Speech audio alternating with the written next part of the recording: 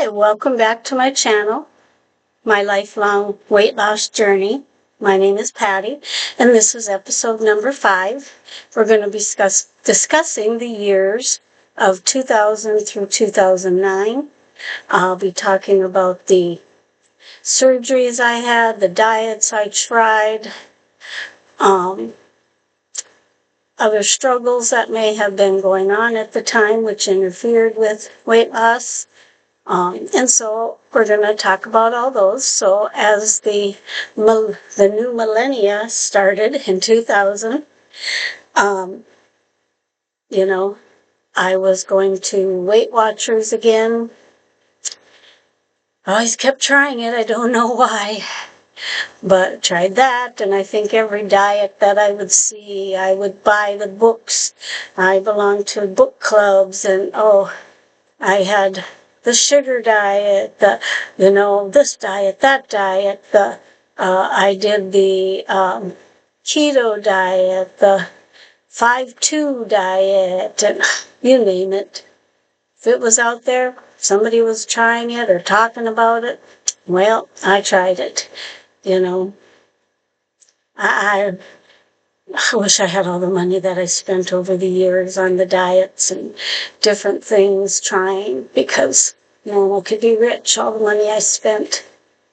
But as it went along, nothing was, happening.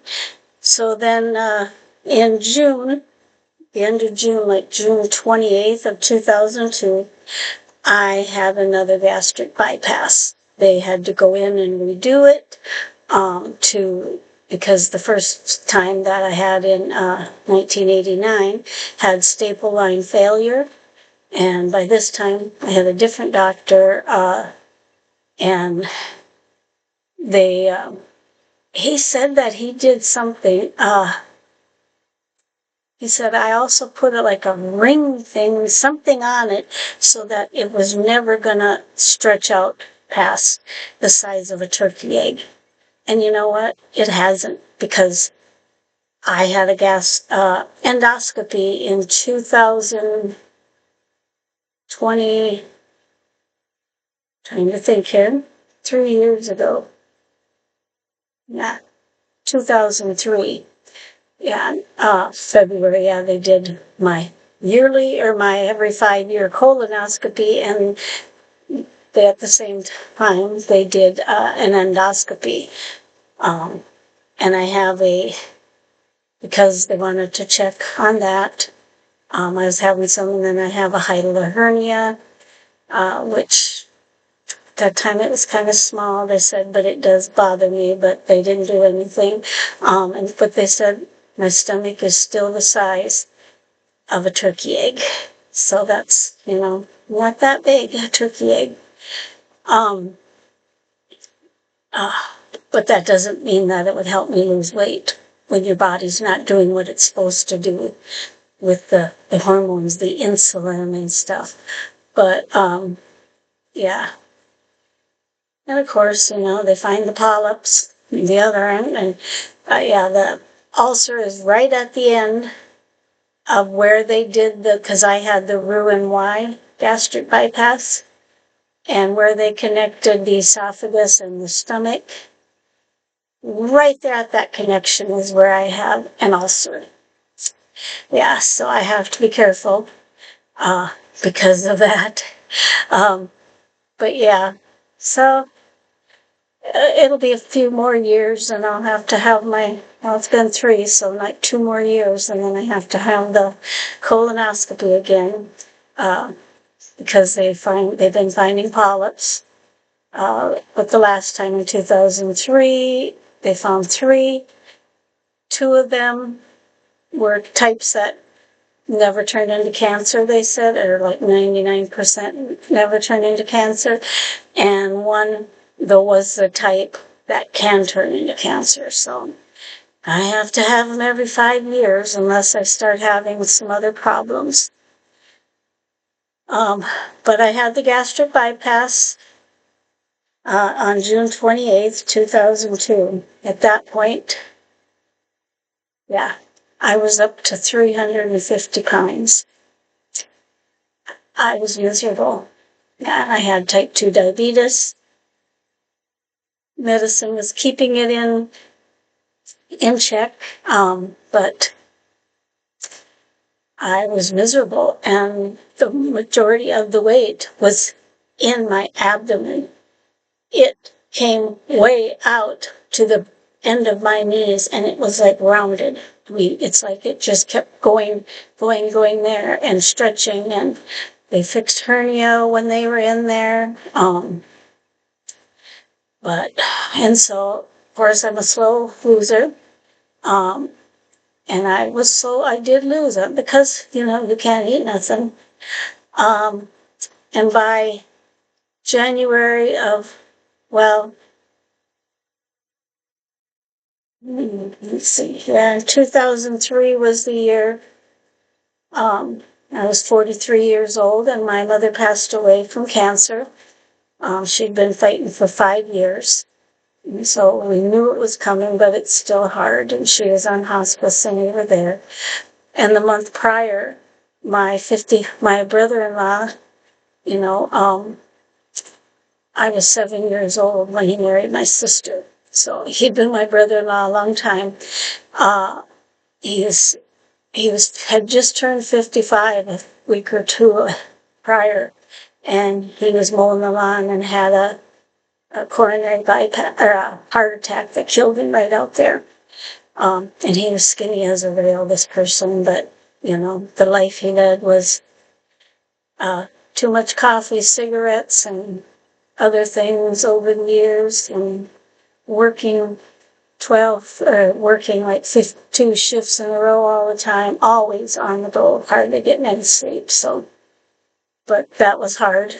And then we knew my mom's was coming, and then so it was just like 5 weeks later, and my mom passed away. So 2 deaths very quickly, and it's hard.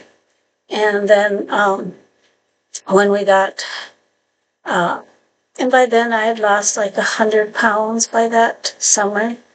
That had been, 1 year. I lost around 100. And then I ended up losing 127 pounds by January 14th of 2004. And then I had a paniculectomy. It was done by my surgeon. The insurance paid for it because it was necessary. It wasn't being done cosmetically, so my scars are not like you see someone go and has a tummy tuck. This was a paniculectomy. I had lost that 127 pounds, mostly off the stomach, and all that was hanging down. Well, now I had 3 hernias in my abdomen. My belly button had a big one around it.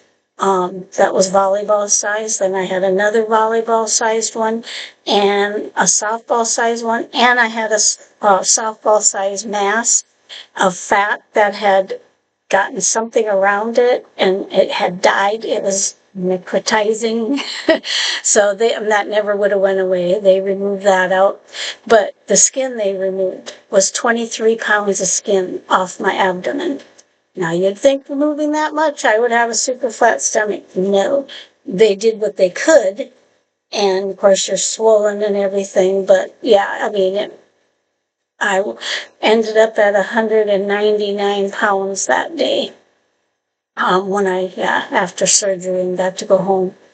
And that was in January of 2004.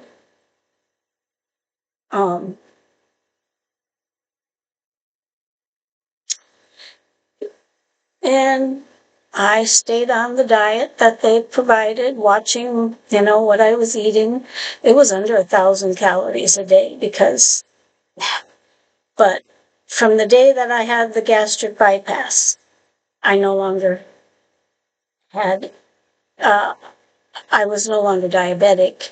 You're always a diabetic, but no longer classified, having to take any medication for it because it had cured that or whatever.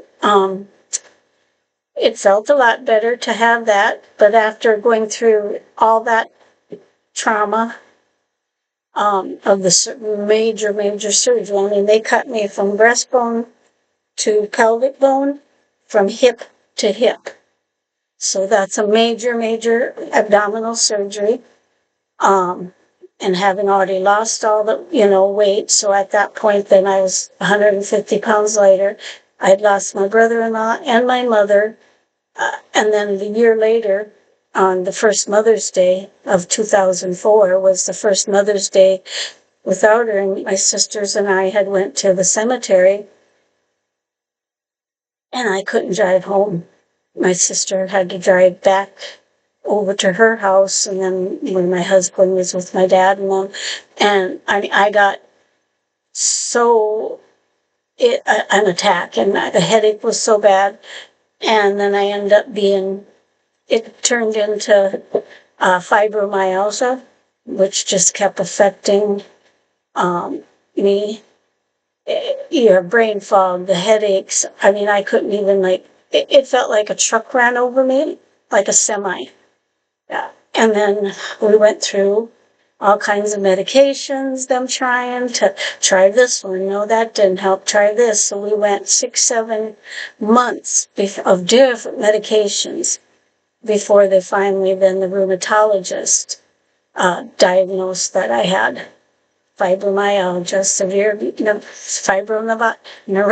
fibromyalgia, and osteoarthritis and other arthritises, and found a medicine that was working. But yeah, it kept the pain.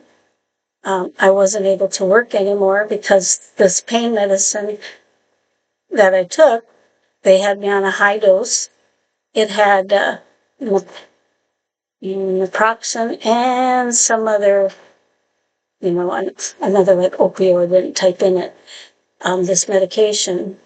And they had me on high dosage in the morning and then evening. And I pretty much was a zombie. I didn't have the headaches, but I pretty much couldn't do anything. I was like, okay. And the exhaustion from it, I mean, I could wash a few dishes and then have to go sit down for a little bit, wash a few dishes, and like in the house we were living in then, had a clothes chute that went to the basement for the laundry, luckily, because we could throw them down there, and then I could slowly go down the steps to the basement, and we had a chair down there. Then I'd have to sit for a few minutes. And, this is all hard when we're only 40-some years old, to think this is my life. And, I mean, I was maintaining the weight, just watching what I was eating and everything. And even though I was still only like 1,000 calories a day or up to 1,200, and I was exercising, I had a recumbent bike and I had a treadmill. I was doing all those, and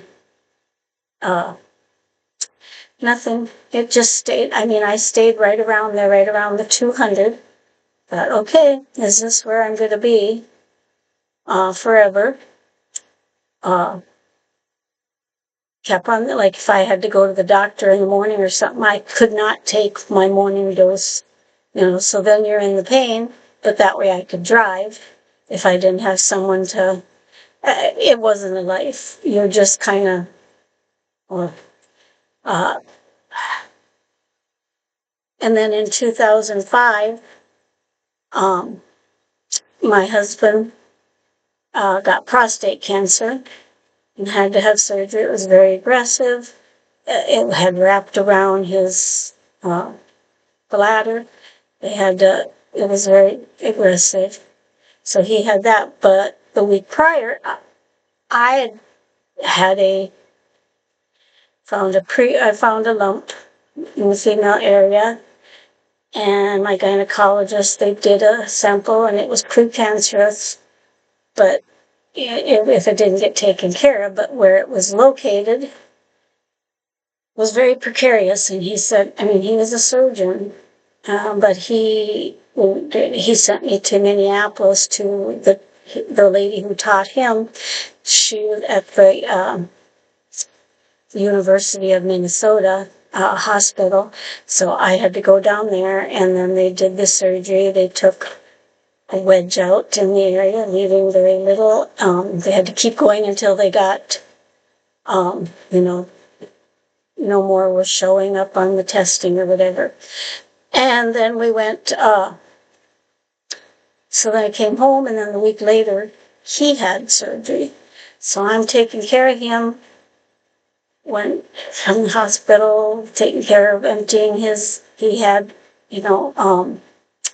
what do you call it, the catheter bag. I'd have to take care of that, and then I'd be sitting in the tub in the sitz bath for myself because of the area, and soaking that and getting that, and take care of him, and fibro going out. It was a time, but weight just stayed there, and then he ended up, after the first that was in October, then when January of 2006 came, he had, then he had to go through radiation for 3 months. Yeah, he had to wait 3 months after the surgery, and then they could start the radiation, and he'd go 5 mornings a week and have that, and then go to work afterwards. It's what we had to do, and then all this time I'm continuing trying, and I was thinking, weight isn't going off. I was reading all the different books and trying different things, and but I was maintaining right at that weight. And then May 29th of 2007, my husband went to bed, and he died. I didn't know. I crawled in bed many hours later, and he was cold. Let me tell you, that's not something you ever want to do in your life, is crawl in bed with a corpse and hug them and then realize that they're dead. I was 47 years old, and I was a widow now with 2 teenagers, a 16 and a 17-year-old, to get through school, to be there for them, and my own body failing me because it's with this fibromyalgia. It just was, it was stressful. But, I had to put on a face, because that's what I was raised, that you don't, so I'm not sitting there crying my eyes out no matter how much. We've been married for 20 years. Now I was alone with the kids, but, and got them through. We get to the end of the year. Earlier in the year, my dad had quadruple bypass, and he came out of that doing so good. And he was better than he had been in so many years. And my brother was working in construction job, and then my dad had wanted to go see the Grand Canyon. All the times travel places, never saw that, and my aunt either. And so my brother told him, well, once I'm done for the season, probably in November, I'll take you, because he'd be laid off. So then time came, my aunt went with my dad's sister. My brother took them, drove them out to the Grand Canyon. They did all that thing, and they stopped other things, and they went to Washington and saw my cousin, my aunt's daughter, and them, and then they went on to Oregon and visited relatives and friends and stuff that they'd had, and then they got back.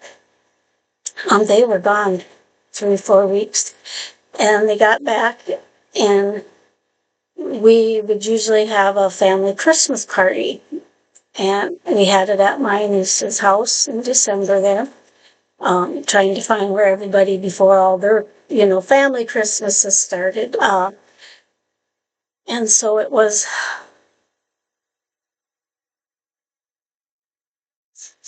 the December 15th And my dad always, before that, he always was like the first one there, but the first one to leave. He would be tired, but not that night. Oh, he was happy, and he was visiting, and he was the last one to leave, doing so good. Then Monday morning came. My dad's brother came over to the house, and my brother and my dad and my uncle, they were sitting playing cards.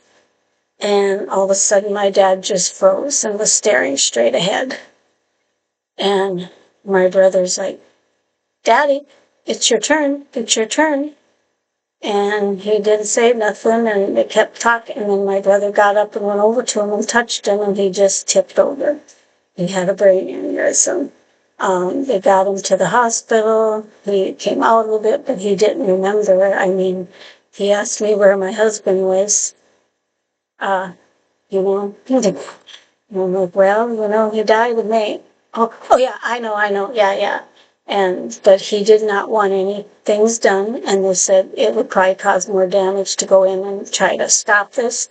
They gave him stuff for pain, and about 2, 3 in the morning, he passed away. So that 2007 was a very, very hard year. As I said, I'm a widow and I'm an orphan. Both my parents are gone now. I mean, how alone can a person feel? But hung in there, still trying to lose weight. And oh yeah, let's just start the menopause. So yeah, that started. And then the next year, it was my daughter's graduation, and we'd taken in October. My daughter had begged me, "Mom, this girl had been there she was a foreign exchange student, and she was from Germany, and the place that she had first went to was not a fit for her." And so then we stepped up and volunteered, and she would come, and she liked that. We had a great time. She was a wonderful girl. And so she was graduating with my daughter. We got them through that. And then, so then there was just, my daughter was going off to college, and then it was just my son and I, and then got him, when I'm going through the menopause.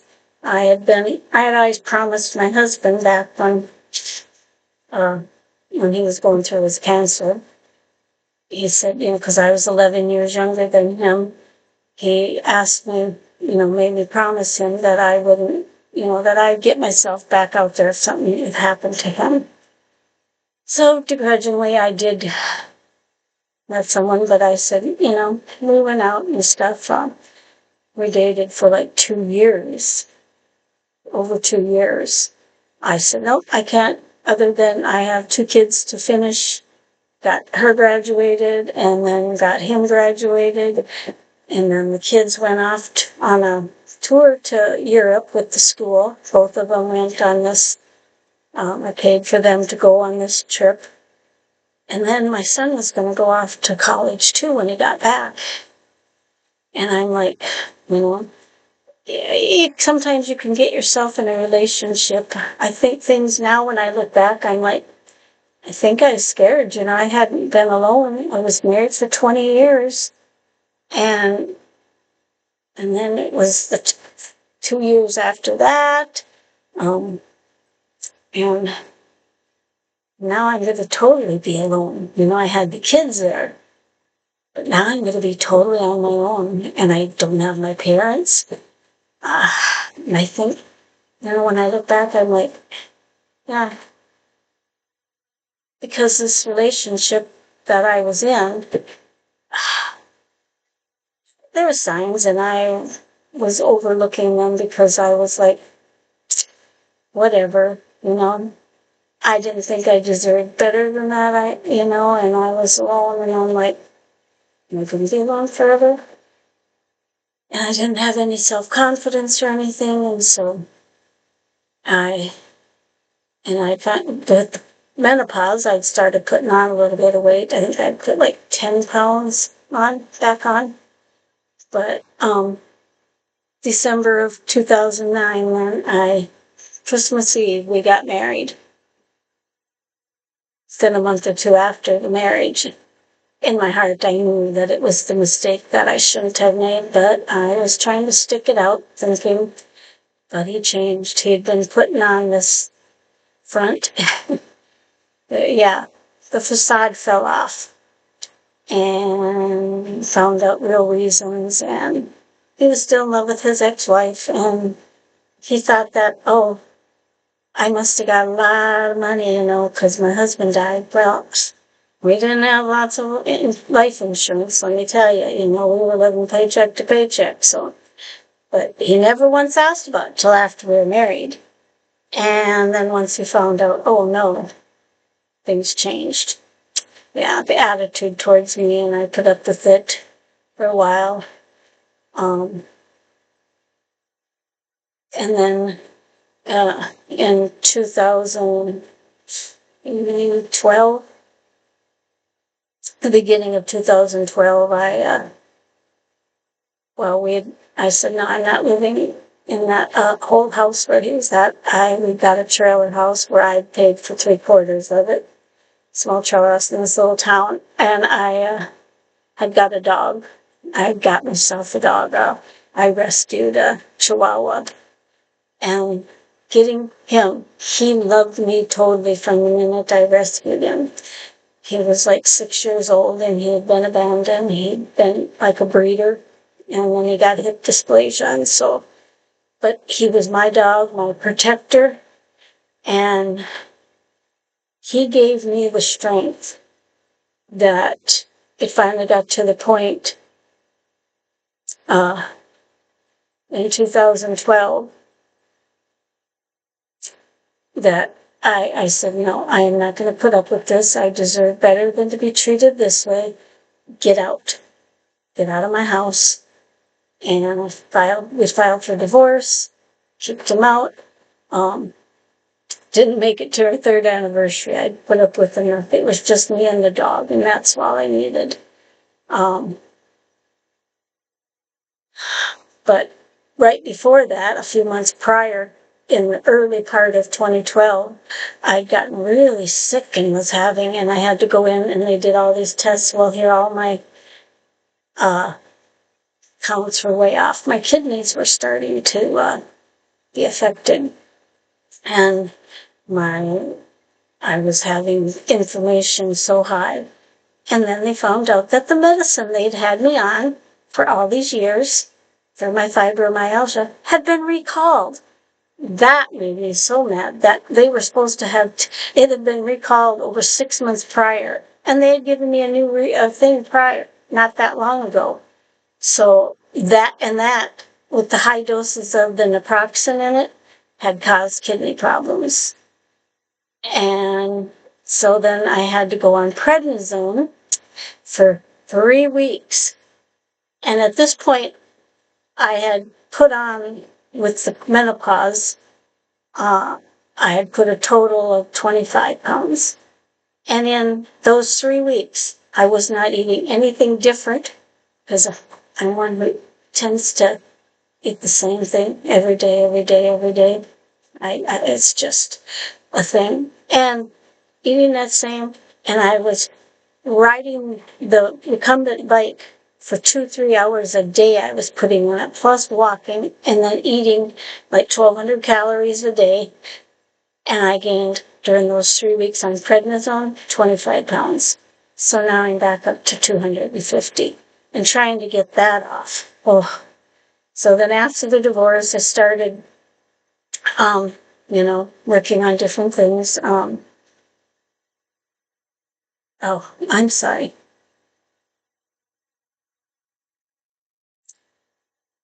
We're already getting into 2012 or whatever, so I need to stop here.